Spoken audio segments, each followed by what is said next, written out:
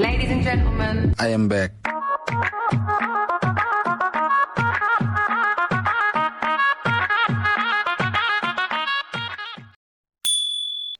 Hello guys, आज हम लोग माइक्रो कंट्रोलर और माइक्रो प्रोसेसर के important points and deep concepts को जानेंगे। जब हम लोग माइक्रो कंट्रोलर और माइक्रो प्रोसेसर को जब पढ़ते हैं, जब स्टडी करते हैं, तो कहीं ना कहीं हमें कन्फ्यूज़न होने लगता है। इसलिए इनको हम लोग साथ में स्टडी करेंगे ताकि कोई कन्फ्यूज़न ही ना रहे। तो आइए देखते हैं। यहाँ पर हमने एक तरफ माइक्रो कंट्रोलर और एक तरफ माइक्रो प्रोसेसर को लिया है। हम लोग इसको साथ में देखेंगे, समझेंगे और दोनों के बीच के डिफरेंस को भी हम लोग अच्छे से समझ पाएंगे। ठीक है, पहला पॉइंट क्या कहता है? It is self sufficient. जबकि माइक्रो प्रोसेसर में क्या कहता है? It is dependent unit. अब हम इसको समझने की कोशिश करते हैं कि सेल्फ सफिशिएंट और डिपेंडेंट यूनिट कहने का क्या मतलब होता है। सेल्फ सफिशिएंट कहने का क्या मतलब है? इसमें प्रोसेस ना बाहर से लाने की ज़रूरत नहीं पड़ती। इसमें पहले से ही प्रोसेस जो होता है ना, वो कोडेड होता है कि अगर ये कंडीशन अराइज हुआ तो ये प्रोसेस कर दो, ये कंडीशन अराइज हुआ तो ये प्रोसेस कर दो, ये कंडीशन अराइज हुआ तो वो प्रोसेस कर दो। ठीक है। जबकि माइक्रो प्रोसेसर में प्रोसेस जो होता है ना, वो बाहर से आता है। माइक्रो प्रोसेसर क्या करता है? केवल और केवल प्रोसेस करता है, केवल और केवल एग्जीक्यूशन करता है। ठीक है, कोई भी प्रोसेस आया उसको एग्जीक्यूट किया। जैसे कोई बाहर से कोई प्रोसेस आया, प्रोसेसर क्या करेगा? उसको एग्जीक्यूट करेगा और फिर आउटपुट को कहाँ भेजेगा? रैम में। और रैम के बाद अपना आउटपुट के साथ जो करना वो आप कीजिए। Next point, the microcontroller is use to perform a particular task. जबकि माइक्रो प्रोसेसर क्या करता है? A microprocessor is use to perform a certain task. यहाँ पार्टिकुलर टास्क और सर्टेन टास्क कहने का क्या मतलब होता है, इसको समझने की हम लोग कोशिश करते हैं। पार्टिकुलर टास्क कहने का मतलब जो टास्क पहले से उसमें फीड है।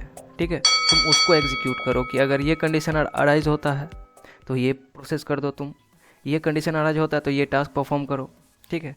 जबकि सर्टेन टास्क कहने का क्या मतलब होता है कि एट अ टाइम कोई प्रोसेसर में कोई प्रोसेस आया, तुम उसको एग्जीक्यूट करो। ठीक है, और आउटपुट को कहाँ भेजो? रैम में। तो आशा करता हूँ पार्टिकुलर और सर्टेन का मतलब आप लोग समझ गए होंगे। पार्टिकुलर मतलब पहले से जो फीड है और सर्टेन मतलब एट अ टाइम जो अराइज हुआ है प्रोसेस, जो वहाँ पर पहुँचा है प्रोसेसर के पास प्रोसेस, वो सर्टेन टास्क होता है। ठीक है। Next point, a microcontroller is specialized form of a microprocessor. जाहिर सी बात है, माइक्रो कंट्रोलर भी क्या करता है? प्रोसेस को एग्जीक्यूट करता है। ठीक है, लेकिन स्पेशलाइज्ड फॉर्म है, या पहले से इसमें फिक्स प्रोसेस होते हैं। ठीक है।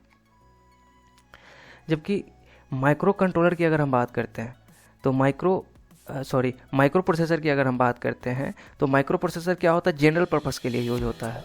ठीक है, सर्टेन टास्क को परफॉर्म करने के लिए ही इसका इस्तेमाल किया जाता है। ओके, नेक्स्ट पॉइंट देखते हैं क्या है।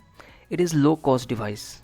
हमारा जो माइक्रो कंट्रोलर होता है वह कैसा डिवाइस होता है? लो कॉस्ट डिवाइस, या काफ़ी सस्ते में मिल जाता है। जबकि माइक्रो प्रोसेसर जो होते हैं वो काफ़ी महंगा होता है।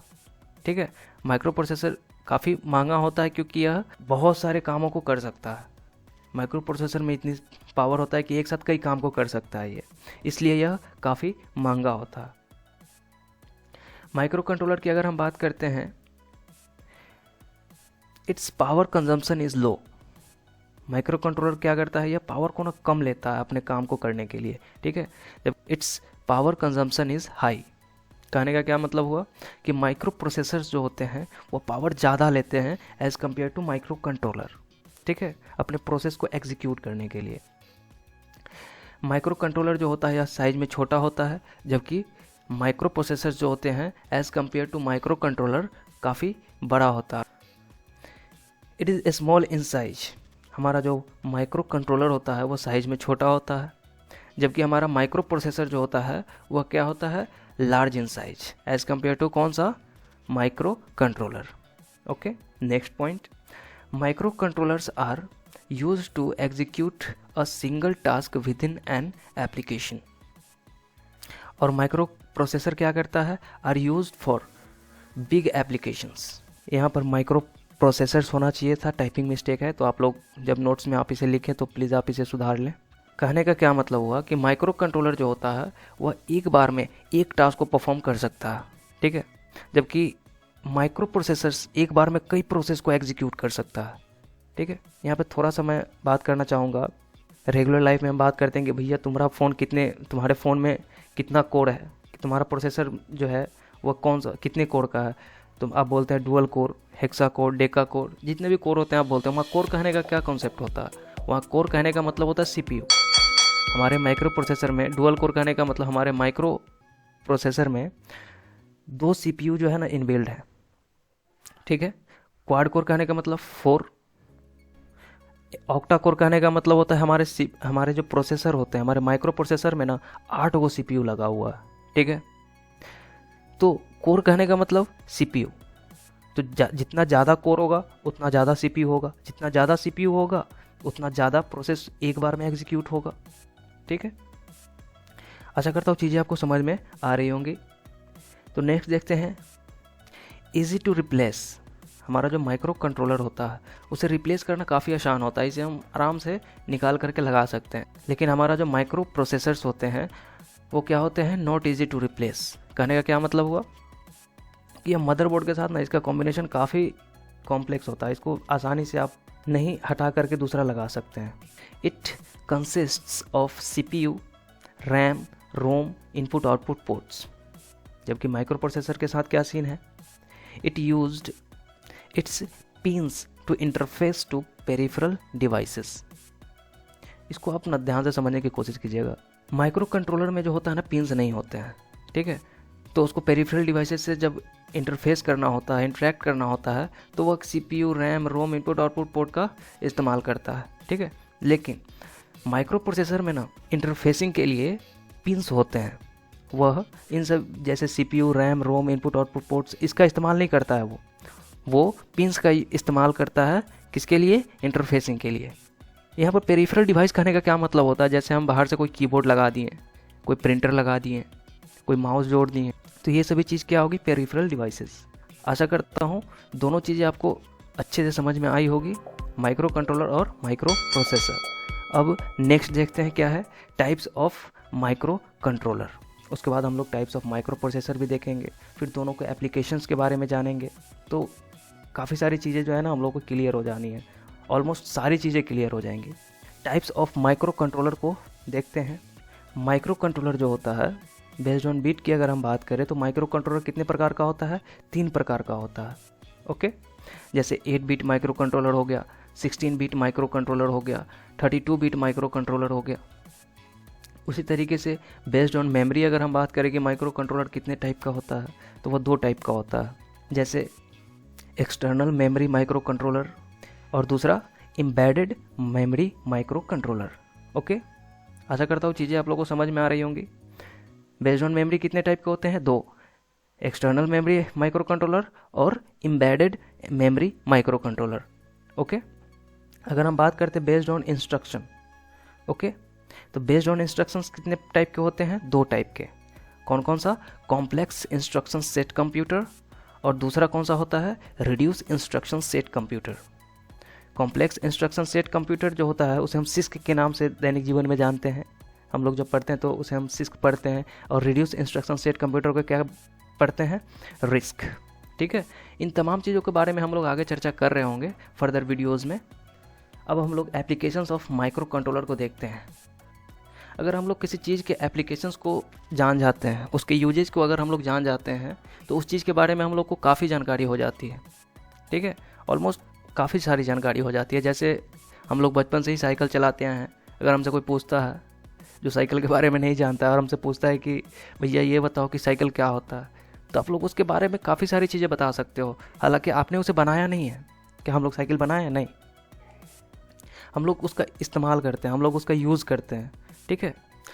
तो इसलिए हम बता सकते हैं कि उसमें 2 पहिए होते हैं, उसमें टायर लगा होता है, ट्यूब लगा होता है, हैंडल्स होते हैं, ब्रेक्स होते हैं। आपसे पूछे ब्रेक्स कैसे काम करता है, हम लोगों ने ब्रेक्स बनाई है, नहीं, हम लोग फिर भी बता सकते हैं कि हाँ ब्रेक्स ऐसे लगता है, ठीक है। तो उसी तरीके से अगर किसी चीज़ के बारे में अगर हम लोग उसके एप्लीकेशंस को जान जाते हैं, उसके यूजेस को अगर हम लोग जान जाते हैं, तो हम लोग उस चीज़ के बारे में काफ़ी सारी चीज़ें जो है ना जान जाते हैं। ठीक है। तो हमने काफ़ी सारी चीज़ें ऊपर भी देखी है और बची कुछ चीज़ें हम लोग एप्लीकेशंस के मदद से देख लेंगे, तो हमें दोनों ही चीज़ें माइक्रो प्रोसेसर और माइक्रो कंट्रोलर्स क्लियर हो जाएगा, ठीक है। तो आइए इसके एप्लीकेशंस को देखते हैं। पहला एप्लीकेशंस क्या कहता है, light sending end controlling devices like LED camera. हम लोग माइक्रो कंट्रोलर का इस्तेमाल ना एलईडी हो गया, लाइट इमिटिंग डायोड होता है इसका फुल फॉर्म, और कैमरा, दोनों जगह हम इसका इस्तेमाल करते हैं। ऐसे कई और डिवाइसेस है जहां हम लोग इस्तेमाल करते हैं, ठीक है। वहाँ पर हम इसका इस्तेमाल किस तरीके से करते हैं, लाइट सेंडिंग और कंट्रोलिंग के लिए, ठीक है, कि इतना रेंज में अगर लाइट है तो ये करना है ये टास्क परफॉर्म करना है, अगर इस रेंज में है तो ये टास्क परफॉर्म करना है। उस केस में हम लोग माइक्रो कंट्रोलर का यूज़ करते हैं। नेक्स्ट यूज़ कहाँ होता है, temperature sending end controlling devices like microwave हो गया, ओवन हो गया। ज़्यादातर घरों में अभी भी नहीं है लेकिन काफ़ी सारे घरों में हम लोग इसका यूज़ देखते हैं। तो उसमें भी जो है ना माइक्रो कंट्रोलर लगा होता है कि टेम्परेचर इस रेंज तक है तो ये काम कर दो, ठीक है। सर्टेन टास्क उसमें फीड होते हैं, वो परफॉर्म होते हैं, ओके। नेक्स्ट क्या है, fire detection and safety devices like fire alarm. Fire alarm में भी है कि भैया अगर आग लगा, इसमें डिटेक्ट हुआ कि हाँ आग लग रहा है, इसमें हीट जनरेट हुआ तो ये अलार्म बजा देगा, ठीक है। उसके बाद आता है measuring device like volt meter. Volt meter में भी हम लोग इसका इस्तेमाल करते हैं कि इस रेंज तक वोल्ट है, वोल्टेज है किसी सर्किट में, अगर इस रेंज तक वोल्ट है, वोल्ट कहने का मतलब क्या, वोल्टेज, इस रेंज तक अगर वोल्टेज है तो ये इंडिकेट करो, अगर इस रेंज तक है तो ये इंडिकेट करो, इस रेंज तक है तो ये इंडिकेट करो, ठीक है। वहाँ भी हम लोग माइक्रो कंट्रोलर का यूज़ करते हैं। मेडिकल फील्ड तक में हम लोग माइक्रो कंट्रोलर का यूज़ करते हैं, जैसे ईसीजी मशीन हो गया, और भी मेडिकल फील्ड में मशीन्स होते हैं जहाँ पर हम लोग माइक्रो कंट्रोलर का यूज़ वाइडली करते हैं। तो आशा करता हूँ माइक्रो कंट्रोलर के यूज़ के बारे में आप लोग अच्छे से जान गए होंगे और इसके कॉन्सेप्ट्स को भी आप लोगों ने अच्छे से समझा होगा, ठीक है। अब नेक्स्ट देखते हैं टाइप्स ऑफ माइक्रो प्रोसेसर, फिर इसके एप्लीकेशंस के बारे में जान रहे होंगे। माइक्रो प्रोसेसर जो होते हैं ना वो कई तरह के होते हैं। टाइप्स ऑफ माइक्रो प्रोसेसर जो होते हैं वो कई तरह के होते हैं, जैसे वेक्टर प्रोसेसर्स हो गया, एरे प्रोसेसर्स हो गया, scalar and super scalar processors हो गए, रिस्क एंड सिस्क प्रोसेसर्स हो गए, डिजिटल सिग्नल प्रोसेसर्स हो गया, सिंबॉलिक प्रोसेसर्स हो गए, बिट स्लाइस प्रोसेसर्स हो गया, ग्राफिक प्रोसेसर हो गया, एंड सो ऑन। कुछ और प्रोसेसर्स होते हैं। यहाँ पर मैंने जो ज़्यादातर इस्तेमाल किए जाने वाले प्रोसेसर हैं जो काफ़ी इम्पोर्टेंट हैं उनको मैंने यहाँ पे मेंशन किया है, और इन सभी के बारे में ना हम लोग जब वीडियो में आने वाले चैप्टर्स में जब हम इसके बारे में पढ़ रहे होंगे, जहाँ पर ये शब्द आएगा कि यहाँ पर ये प्रोसेसर का यूज किया जा रहा है, वहीं पर हम लोग रिलेटेड प्रोसेसर्स के बारे में ना कवर अप कर लेंगे, ठीक है। यहाँ पर करना थोड़ा सा मुश्किल है, तो हम लोग यहाँ पर पढ़ते हैं फिर वहाँ भी पढ़ना पड़ेगा, तो हम लोग एक साथ ही वहीं पर जब भी हम लोग इसका यूज़ करेंगे वहाँ पर हम लोग इसको कवर अप कर लेंगे, ओके। अब हम लोग एप्लीकेशंस ऑफ माइक्रो प्रोसेसर्स को समझने की कोशिश करते हैं कि इसका यूज़ कहाँ कहाँ होता है। तो हाउस होल्ड्स डिवाइसेस में इसका इस्तेमाल होता है, जैसे हो गया डीवीडी प्लेयर, स्टोव हो गया, वीसीआर हो गया, टेलीविज़न हो गया, इन सभी में भी माइक्रो प्रोसेसर्स के इस्तेमाल होते हैं। इंडस्ट्रियल एप्लीकेशंस जैसे कार हो गया, बोट हो गया, प्लेन्स हो गए, हेवी मशीनरी हो गया, ठीक है। उसी तरीके से ट्रांसपोर्टेशन में भी इसका इस्तेमाल किया जाता है, जैसे नेविगेशन सिस्टम हो गया, ग्लोबल पोजीशनिंग सिस्टम हो गया, जीपीएस आप यहाँ पर फुल फॉर्म भी जान जाओगे कि जीपीएस का फुल फॉर्म क्या होता है, ज़्यादातर लोगों को नहीं पता होता है, ग्लोबल पोजीशनिंग सिस्टम, ठीक है। नेक्स्ट देखते हैं कहाँ होता है, in computer and electronic device, ठीक है, जैसे VCR, television, gaming machine, cell phone, इन सभी में प्रोसेसर्स का इस्तेमाल होता है। लैपटॉप हो गया, डेस्कटॉप हो गया, इन सभी में भी हमारा माइक्रो प्रोसेसर्स जो होते हैं वो लगे होते हैं। उसके बाद अगर हम बात करते हैं इन इंस्ट्रूमेंट्स लाइक जनरेटर हो गया, फ्रीक्वेंसी काउंटर हो गया, स्पेक्ट्रम एनालिसिस हो गया, ठीक है, इन सभी में भी हम लोग इसका इस्तेमाल करते। तो आशा करता हूँ आप लोगों को माइक्रो कंट्रोलर और माइक्रो प्रोसेसर्स दोनों साथ में पढ़कर मज़ा आया होगा। अगर चीज़ें आप लोगों को समझ में आई होंगी, मुझे आशा है कि चीज़ें बिल्कुल समझ में आई होंगी, तो प्लीज़ वीडियो को लाइक कीजिए, चैनल को सब्सक्राइब कीजिए इस चैनल को आप लोगों की सपोर्ट को ना बहुत ज़्यादा ज़रूरत है, तो प्लीज़ अपना प्यार इस चैनल पे दिखाते जाना। मिलते हैं बहुत ही जल्द एक बहुत ही इम्पोर्टेंट टॉपिक के साथ, जिसको पढ़कर आपको बहुत ज़्यादा मज़ा आने वाला है। तब तक सीखते रहिए, आगे बढ़ते रहिए। सी यू।